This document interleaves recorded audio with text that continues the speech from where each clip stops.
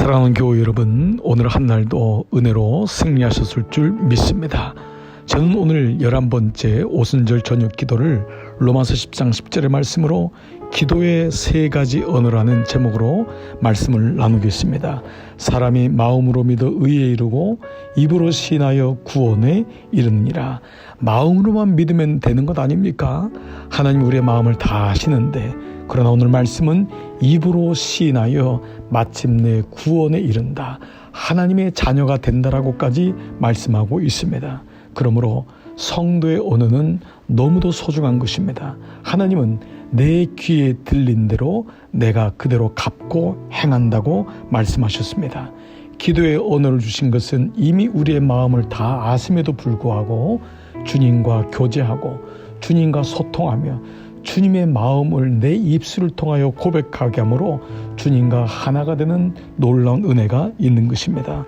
그러므로 성도의 언어는 기도를 통하여 드러나게 되고, 그가 쓰는 기도에 어떤 언어를 쓰느냐에 따라서 그의 기도는 머물러지는 기도냐, 그저 인간적인 외침이냐, 혹은 하늘의 보좌를 움직이는 하나님 마음에 합한 기도이냐를 결정하게 됩니다.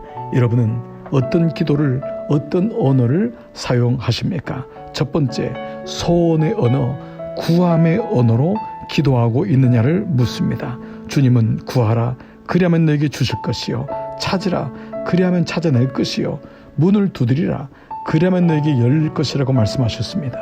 주님은 첫 출발의 기도의 제목을 구하라, 구하라라고 말씀하십니다. 기도의 기본은 구하는 것입니다. 이 구한다는 것은 자기 욕망에 대한 것만을 의미하지 않습니다. 바로 하나님이 하나님됨이요, 내가 그 밑에 있음을 말씀하고 있는 것입니다.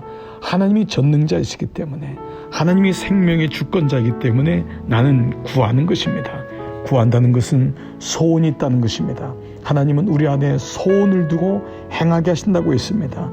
소원이 있기 때문에 그 소원을 알게 되고, 그 소원이 점점점 기도하면서 나의 소원에서 하나님의 소원으로 움직여 나가는 것입니다. 그러므로 여러분의 기도 가운데는 하나님됨을 인정하는 구함의 기도가 있는지를 물어보셔야 됩니다. 첫 번째 언어, 구함의 언어, 소원의 언어입니다. 두 번째는 믿음의 언어로 기도하라는 것입니다.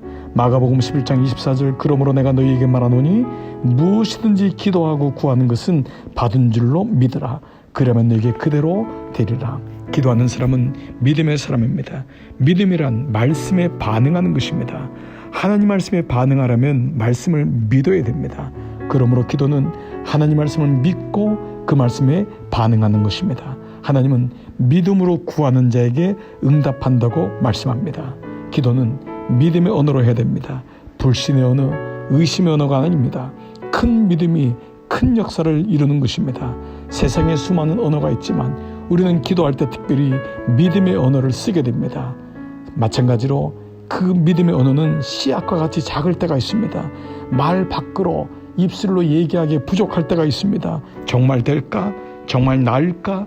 정말 일어설까? 정말 그렇게 될까? 그러나 그 입술의 말을 고백할 때 비록 작은 씨앗과 같을지라도 그 말씀이 떨어지면은 그 말씀이 뿌리를 내리고 마침내 놀라운 열매를 맺는 것입니다. 부정적인 언어는 부정적인 열매를 맺습니다. 긍정적인 언어는 긍정적인 열매를 맺는 것입니다. 주님이 하실 것입니다. 주님 됩니다. 주님 은혜로 믿겠습니다.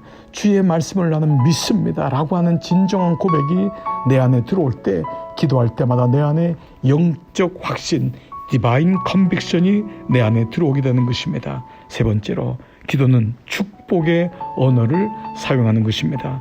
부모의 말 한마디가 자녀의 운명을 결정돼서 부모가 자녀에게 날마다 부정적인 메시지를 주고 저주의 메시지를 주면은 아이도 자기도 모르게 저주와 부정의 길을 걷지만, 아이가 힘들고 때로는 부족하여도 부모가 그를 격려하고 세워주면은 마침내 아이는 부모의 언어가 자기의 심령 속에 심겨져서 그 길로 가게 됩니다.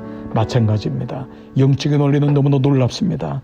하나님을 향한 축복권을 우리에게 주셨듯이 그 축복권을 사용하여 축복의 언어를 쓰는 것입니다. 하나님의 복을 주시옵소서. 하나님의 복이 임할 줄 믿습니다. 모든 성경에는 부모는 자녀에게 축복하라고 했고, 제사장은 모든 백성들에게 축복의 기도를 하게 했습니다. 하나님은 우리의 기도 가운데 축복의 언어를 사용하기를 원하십니다.